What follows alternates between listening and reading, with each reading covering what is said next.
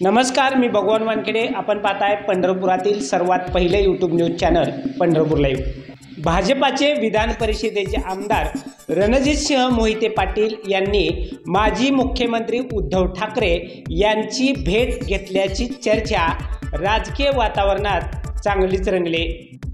रणजितसिंह मोहिते पाटील यांच्यावर भाजपाकडून कारवाई करण्यात येणार असल्याच्या चर्चा रंगल्यानंतर आता सोलापूर जिल्ह्याच्या राजकारणामध्ये उलथापालथ होण्याची शक्यताही वर्तविण्यात येत आहे। ही बातमी पाहण्यापूर्वी पंढरपूर लाईव्हच्या सर्व दर्शकांना विनंती आहे की पंढरपूर लाईव्ह यूट्यूब न्यूज चॅनलवरच्या बातम्या या आम्ही कोणत्याही सोशल मीडियावर म्हणजेच व्हॉट्सअप वगैरे अशा पद्धतीच्या सोशल मीडियावर शेअर करत नाही। त्यामुळं पंढरपूर लाईव्हच्या बातम्या ह्या फक्त पंढरपूर लाईव्हच्या यूट्यूब चॅनलवरच आपणास पाहता येतील।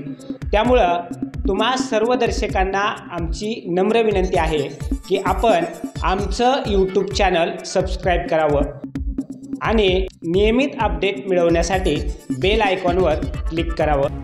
भाजपाचे विधान परिषद आमदार रणजितसिंह मोहिते पाटील यांच्या अडचणी वाढण्याची शक्यता आहे। पक्षविरोधी कारवाई केल्याचा ठप्पा त्यांच्यावर ठेवण्यात आल्याने पक्षाने मोहिते पाटील यांना कारणे दाखवा नोटीस बजावली होती।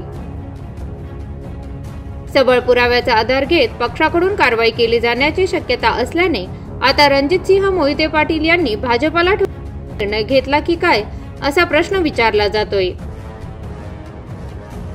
रणजितसिंह मोहिते पाटील यांच्याकडून आपला पराभव करण्यात आल्याचा आरोप राम सातपुतेंनी केला होता।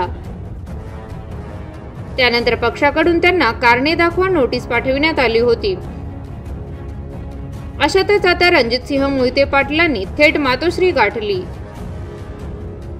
रणजितसिंह मोहिते पाटील मातोश्रीवर पक्षप्रमुख उद्धव ठाकरे यांच्या भेटीला गेले आहेत।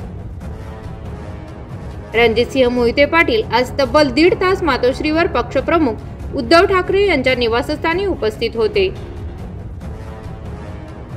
एकीकडे भाजप रणजितसिंह मोहिते पाटील यांच्यावर कारवाईची भूमिका घेत असताना रणजितसिंह मोहिते पाटील यांनी उद्धव ठाकरे यांची भेट घेतल्याचं समजतंय।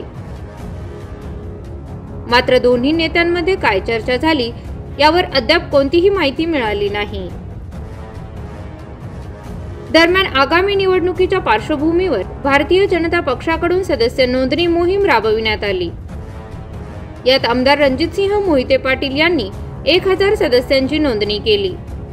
त्यामुळे चंद्रशेखर बावनकुळे यांनी पत्र पाठवून रणजितसिंह मोहिते पाटलांचे अभिनंदन देखील केले होते।